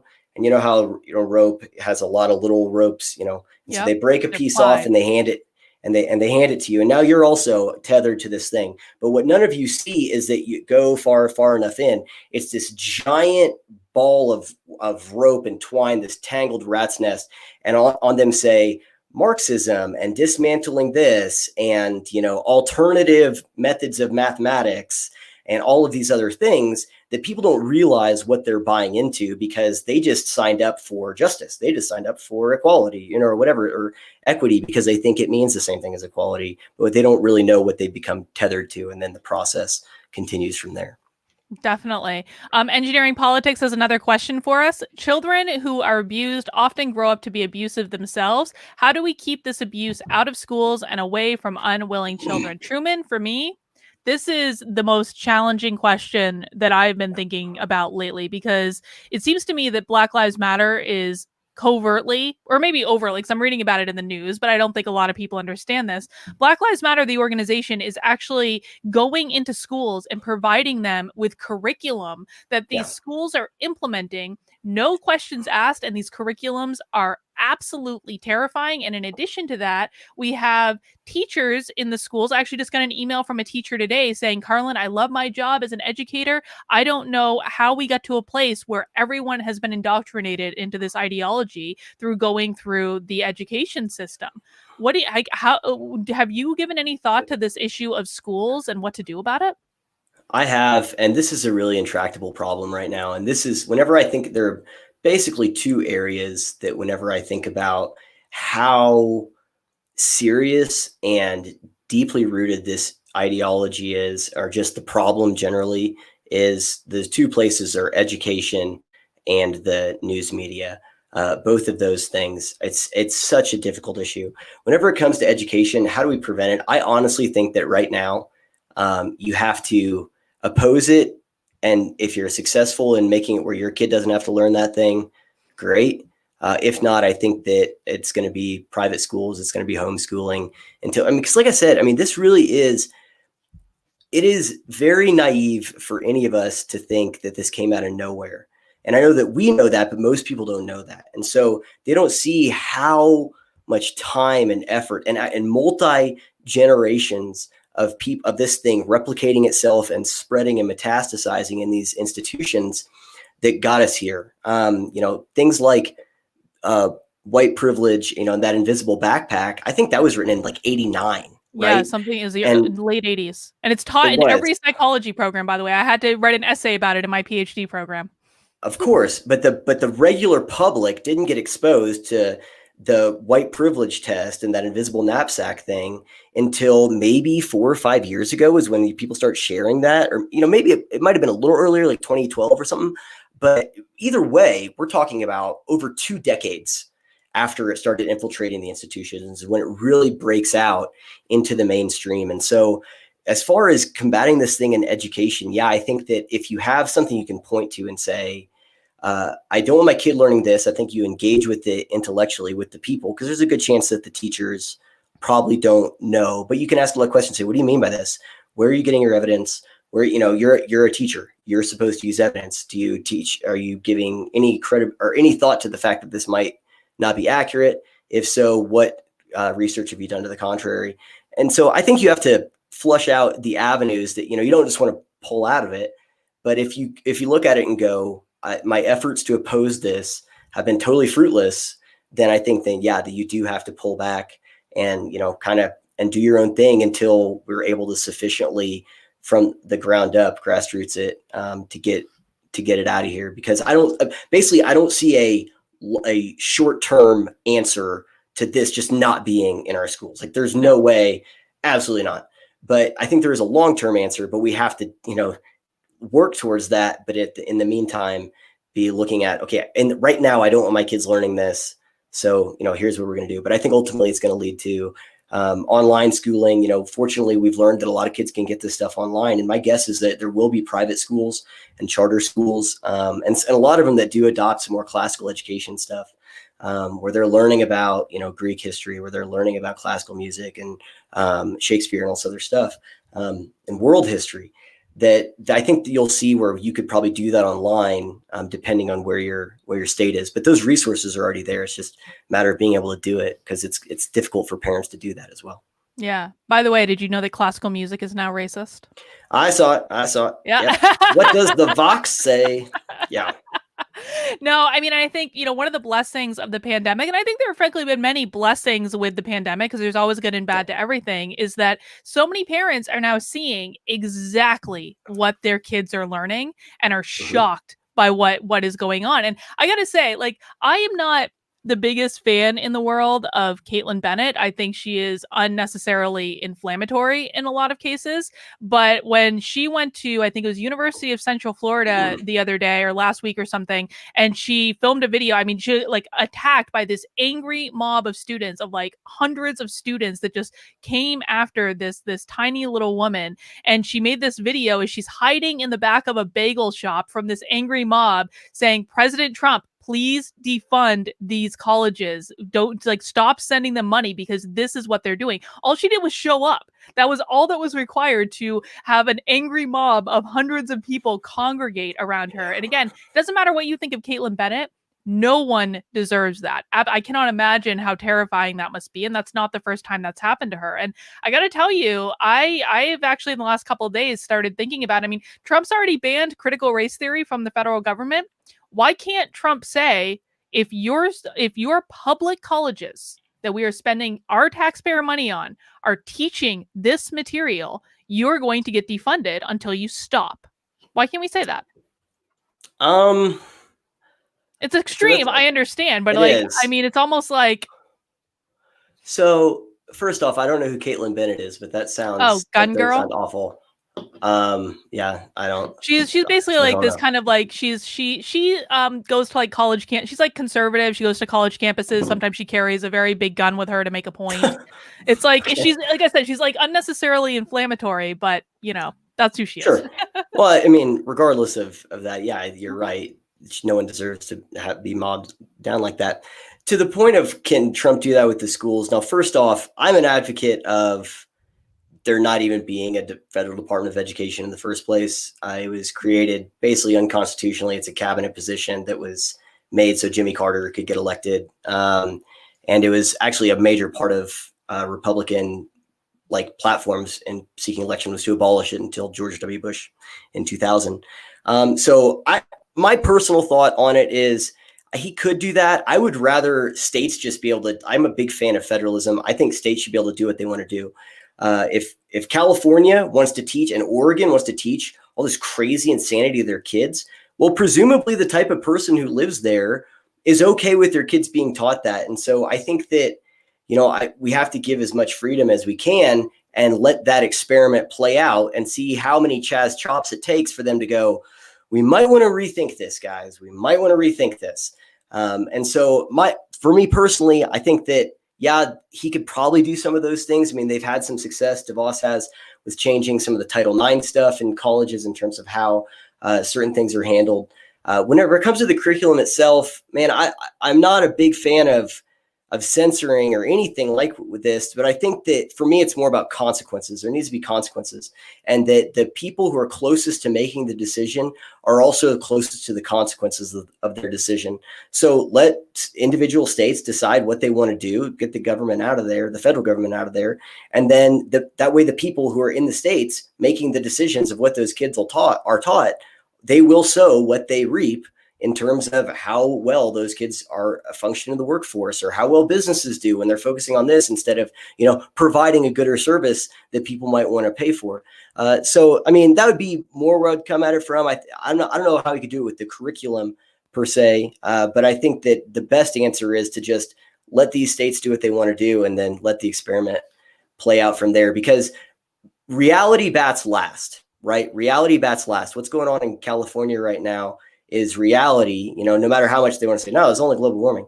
It's like, okay, yeah, climate change does play a role, obviously. But how much of it is also that you've let all this, growth accumulate? So reality does bat last. It's just sometimes it might bat fourth, or it might bat ninth, or whatever, however many's on the roster, but it will eventually bat last. And so I think these bad ideas will eventually lose.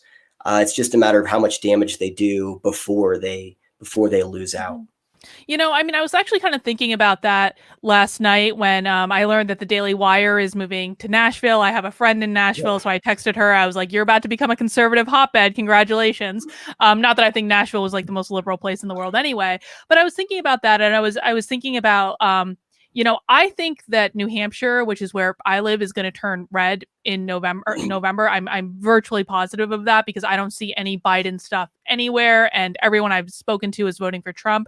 But I was actually thinking about, like, what if New Hampshire got more blue? Would we need to move, and where would we move to? And what does it say? Like, does it actually set our country up for success if all the conservative people are just leaving the liberal areas to leave them and let them get more and more blue, and then the conservative areas are going to get more and more red? And does that actually make us more divided? Does that help the problem? I mean, to me, it almost, and I'm really thinking out loud here, I don't have the answer to this particular thing, but I wonder if really kind of doubling down on, okay, states, it's your show, you do whatever you want. If you want to screw up these schools, if you want, to Ted Wheeler, like, all of Oregon because you think he's doing such a great job in Portland, you go to it and you see what happens.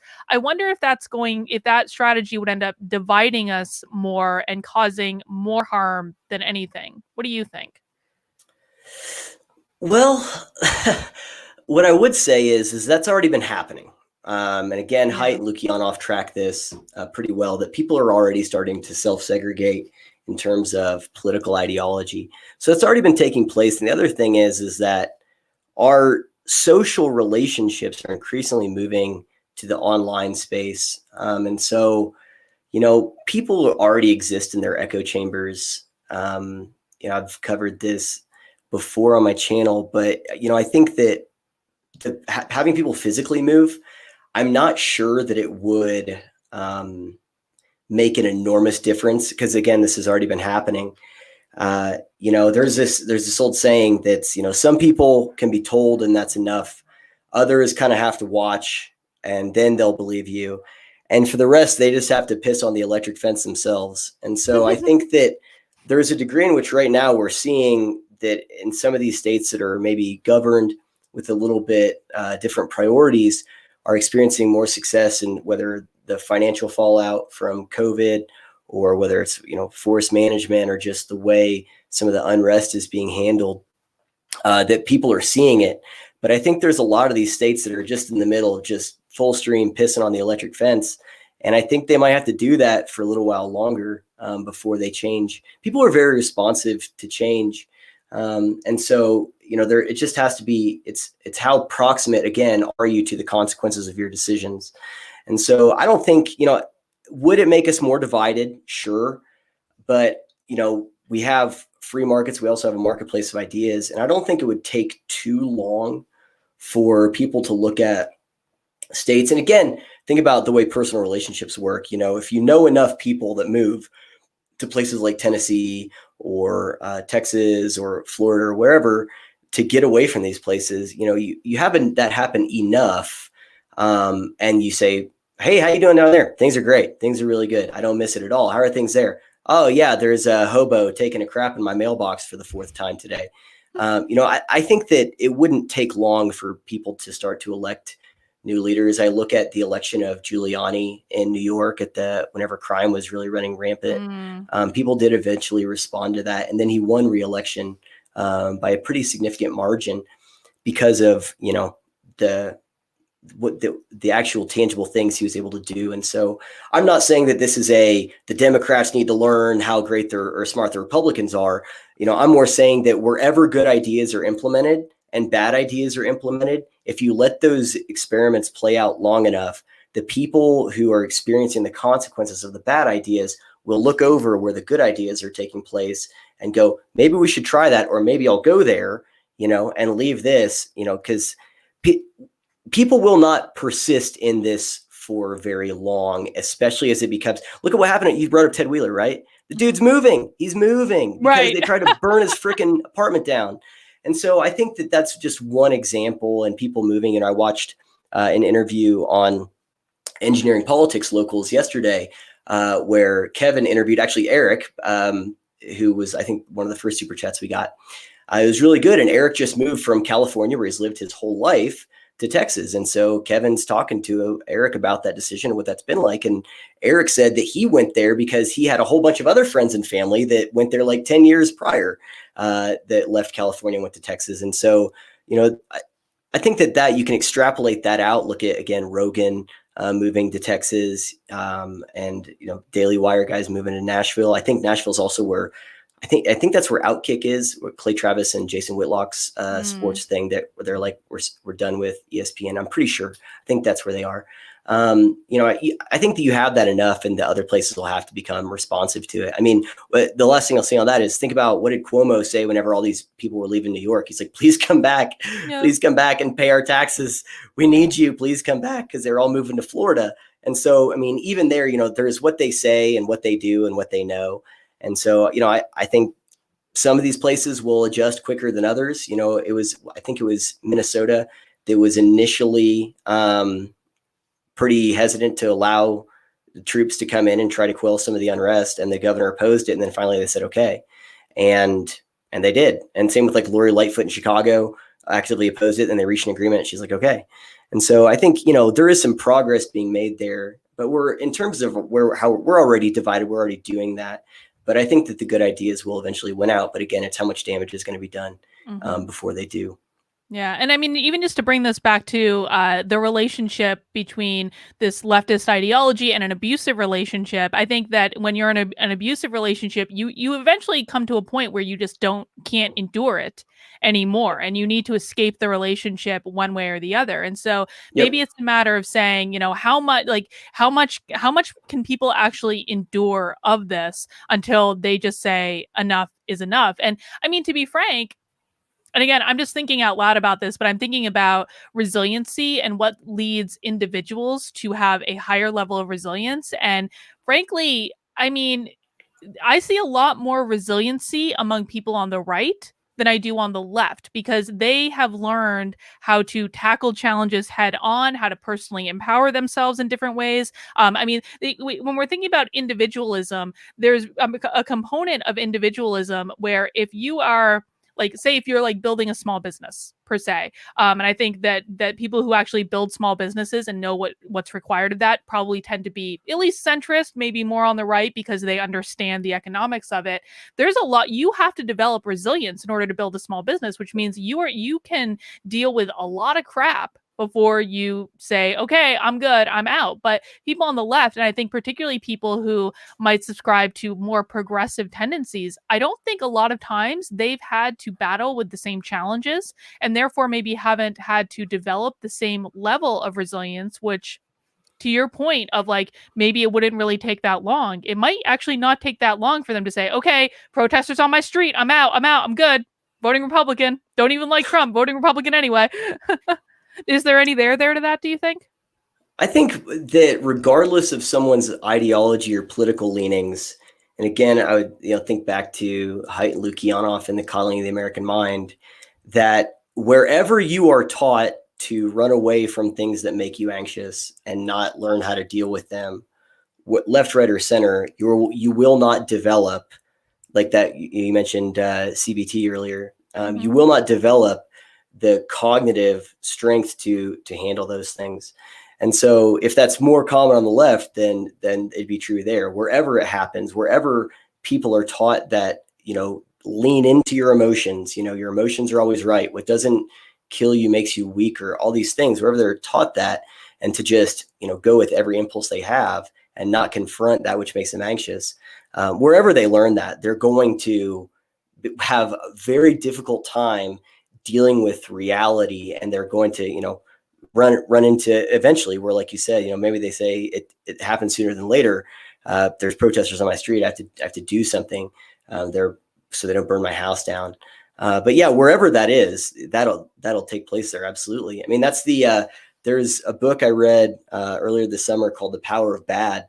And he talked about, we talk a lot about post-traumatic stress, but we don't give any oxygen to a much more common phenomenon, which is post-traumatic growth, and how most of the Mm. people that experience, which is it's another way of describing what we're talking about, people that experience difficulties, tensions, things that could even be very traumatic for them, most of them don't wind up in the PTSD category. Most of them wind up in the post-traumatic growth categories, because they learn to overcome it.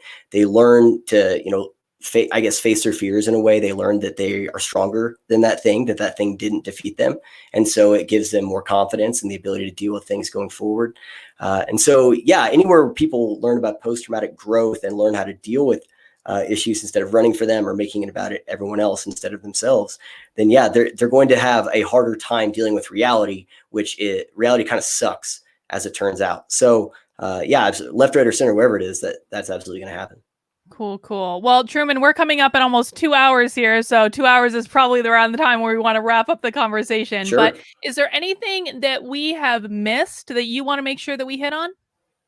I think that one thing that I think it'd be a good place to close it out is to kind of talk a little bit about, some of those ways to mend some of these relationships. Kevin brought it up earlier, and we kind of hinted at it at the beginning, is because a lot of this stuff, it just comes across very apocalyptic and frustrating. I mean, like you said, thinking about education or, the news media, it's just like, oh my gosh, it's overwhelming how big of a problem there is. And like I mentioned at the beginning, the way I first started looking into this is I was looking at how do healthy relationships work.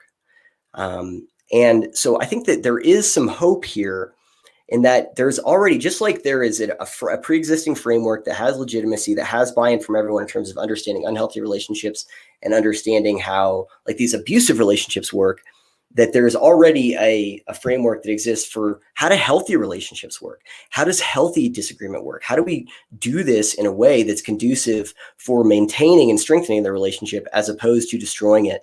And like I did in one of the videos that I made on it, I went through just look up any resources on that might be given to people in premarital counseling, so that they can start to try and get strategies ahead of time for how they deal with conflict, even when I'm hurt, even when I'm angry, even if I feel like I'm totally right. But how can I take all that and still deal with the conflict in a way that is conducive to us having a productive outcome and a unifying outcome, not something where we just throw our walls up and are just reacting to each other. And so I think that we can look at some of these things so anyone can just go and look at. I love anytime someone has done the homework for me, which is like all the time. But you can look up anything, like I said, on premarital relationships, on counseling, of relationship counseling, of how do you handle a disagreement in a way that is going to make the other person feel heard, that's going to make them feel respected, that's going to make it where you also get to feel heard, and all this other stuff, and develop these strategies. And the reason why you do this, and at least in that marital sense, is because it doesn't come naturally. I am not naturally a person who is sitting there and reflecting on all the things I did wrong in the interaction. I have to do that like willfully. My natural tendency is to react and to be defensive and so on and so forth, and assert why I'm right. And so we have to be intentional about, how we handle these things. And there's a lot of resources on healthy relationships out there you can look at and see, okay, because one, we can't control the other person. Because again, we're talking a lot about this is in the context of personal relationships, but the atmosphere of abuse is something we're all experiencing. But if you look at the personal relationships, you can't control how the other person is acting, but you can control what you do. And so I would encourage anyone who, is thinking about this and looking at this through this lens, and especially if they have relationships that they want to restore, I want to fix this, to look up some of these resources on healthy relationships, on premarital counseling, healthy conflict management. And one, look at that and go, how does this map on to how our society is doing this generally? Because it's absolutely appalling and it's abysmal. And it's, in the context of marriages and stuff, it's, if you don't do these things consistently, the marriage will probably not last. If we continue to do what we're doing, our social cohesion is going to be shot. Like you do reach, like, irreconcilable differences exists as an explanation for divorce for a reason. And so I think that there is some light at the end of the tunnel, that we don't just want to say, okay, well, here's a way that you can describe the negative aspect of this. And it is good. It's helpful for people to use that lens to understand what they're experiencing. But you can also say, okay, well, how do we reverse this if we care enough to reverse it? And I think implementing some of those strategies for healthy dialogue and healthy discourse would be one of the best ways to do that. So there is some light at the end of the tunnel there, and we can put some links in wherever, or the video I made about that, I also included a bunch of links to different resources on healthy discussions and healthy conflict management. But if we start doing those, then I think that'd be one way out of this. Awesome. And guys, just as a reminder, I did put a link to Truman's YouTube channel in the description for the live stream. And I would definitely encourage everyone to go and subscribe and to partake of his content and join his locals and all this good stuff. You know, when you were talking about, you know, the component of like listening and understanding, it reminded me of a business book I'm just recommending to people all the time if you want to understand all the dysfunction that you experience in the workplace. It's called 5 Dysfunctions of a Team. And it's by Patrick Lencioni, who is one of he's one of the basically the best-selling business authors of all time because his books are very readable. He always writes them in the form of a story. You can like basically read the whole thing in a day. And in this book, he talks about how you gain buy-in from your coworkers, even if they don't agree with your idea, but you need to get them on board because they have access to resources or they're influential. And like, how do you gain buy-in? And what he says in the book is people don't need to agree with your ideas in order to buy into them. They just need to feel heard, considered, and understood within the context of the decision that you're making. And that all comes back to like truly listening, not listening for like putting on the pretense of listening, but listening in terms of, you know, really trying to understand their perspective and speak to their perspective and make concessions towards the perspective. And so there does seem to be a lot of alignment there, right? Absolutely. Yeah. I mean, Malcolm Gladwell talks about the concept of legitimacy with different governments, and he talks about revolutions. And one of those aspects of legitimacy he mentioned is that people perceive an authority as legitimate if they feel like they have input into the system, if they feel like their complaints are being heard. And so that's absolutely correct. You know, you can, whenever you say make concessions, you can do that by validating their feelings. I mean, people's feelings are often very real.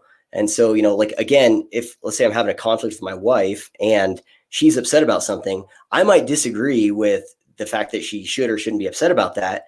But that my assessment of what she should or shouldn't do doesn't impact the fact that her feelings are real, that the fact that she is hurt and feeling unloved by me is very real. And so you have to engage with the feelings and make those people, like you said, feel heard, feel understood, and give grace to people, especially those who you believe are truly well-intentioned here.